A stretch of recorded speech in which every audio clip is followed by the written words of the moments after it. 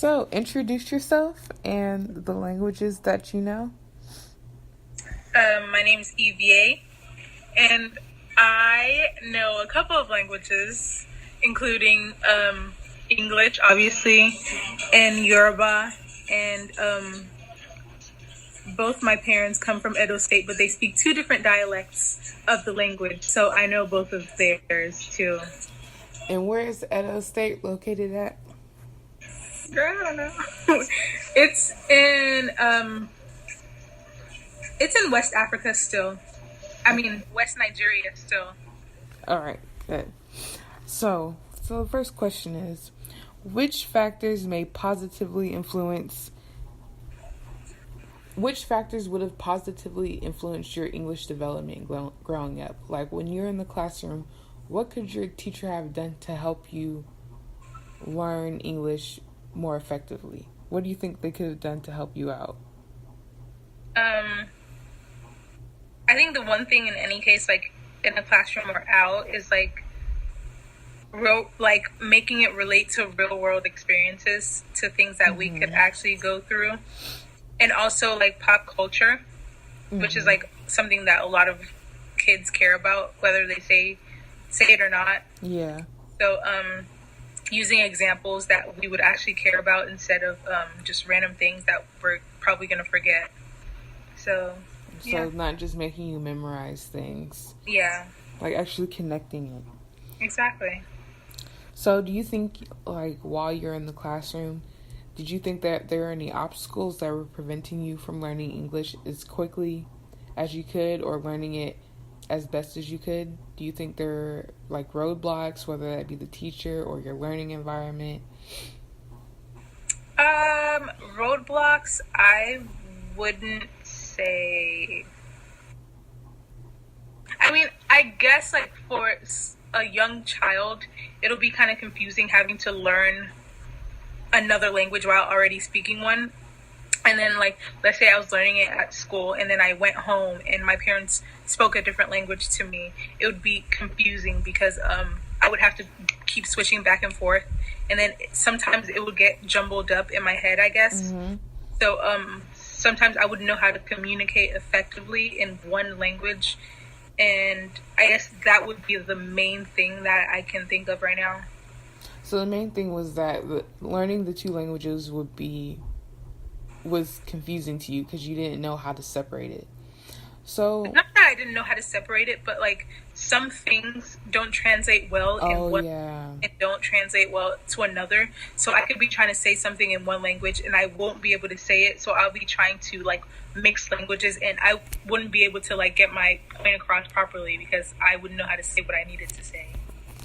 So what if, while you're learning in school, what if your teacher had used your first language to help you build up your knowledge and start practicing English? Like, what if she mixed in your first language while you were learning English?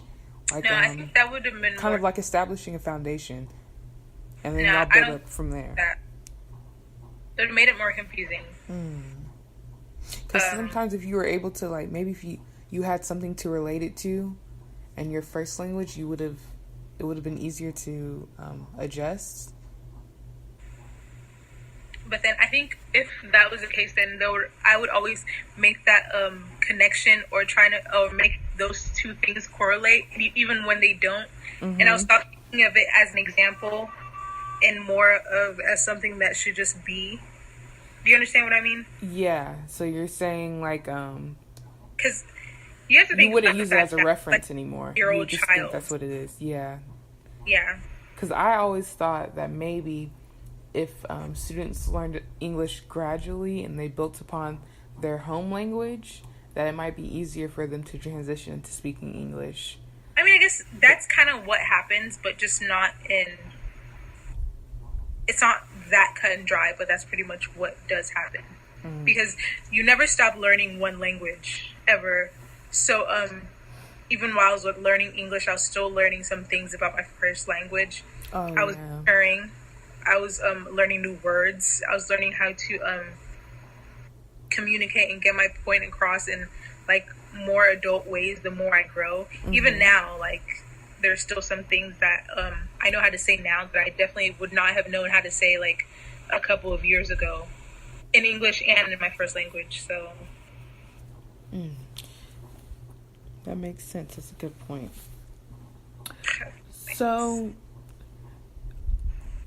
how easy or difficult did you think it was for you to develop literacy skills? Like, when it came to reading and writing, how easy or difficult do you think it was for you when it came to doing those things in English? Easy. English is one of the most accessible languages, I guess. So, all I had to do was read an English book. Especially like as a child, we had picture books. Yeah. So you could kind of like read a book and then look at the picture and kind of like figure out what was going on in the scene, and then from there you just kind of learn basically. And then next time you see that word, you don't necessarily have to look at the picture anymore, and you just know, oh, I know what this is now. Blah blah. So I think it helped more actually reading books. But was that your question? Yeah, that pretty much answered my question. Like, I thought you said it was easier for you to develop literacy skills because of picture books. Okay, yes. So what about using, like, media? Because I know that some students use, like, they used to watch a lot of cartoons. Yeah. And they learn English. Yeah, by, like what I was talking TV. about with pop culture, basically. Kids watch TV. Kids see things in other languages when they watch TV. They're exposed to like different cultures and different languages. So when learning English, all you had to do was like put on an English cartoon. You didn't even have to search because it was very easily accessible.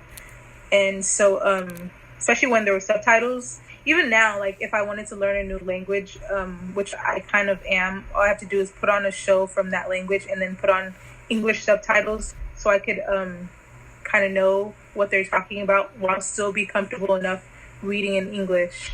Understand, basically. And that's the same thing I subconsciously did as a child too. So yeah, I do think it would be really helpful if teachers use more things that were culturally relevant to the kid. Yeah. Especially while they're adjusting to American culture. They see all these things anyway, like at home. They see all these American cartoons anyways. Yeah, and they see all the kids at school talking about them too. So like, why not just go ahead and add it into the class and use that as a way to relate to them while they're learning a language? I mean, that's great, but in moderation though, because the things that we see on TV is not exactly how it is, and it could be harmful. Because I know, like, a lot of people, well, not people from my country, because we're Black also, but I know people from, like, North Korea and South Korea and stuff don't have a lot of communication with other Black people, and how they learn about, like, Black people is through, like, watching movies and stuff. And, like, most movies portray Black people as a certain kind of stereotype. So I think it could go wrong if you just used media just alone, because the things that we see is not exactly how it is. Yeah, so teachers have to discern the type of material that they use in the classroom. So maybe that's why some teachers do try to stray away from bringing in other elements, and they stick to like grammar and memorization and like sentence structure and things like that. That makes a lot of sense. So, EVA, thanks for the interview. I learned a lot and I enjoyed your perspective on being an ELL student while growing up. Thank you.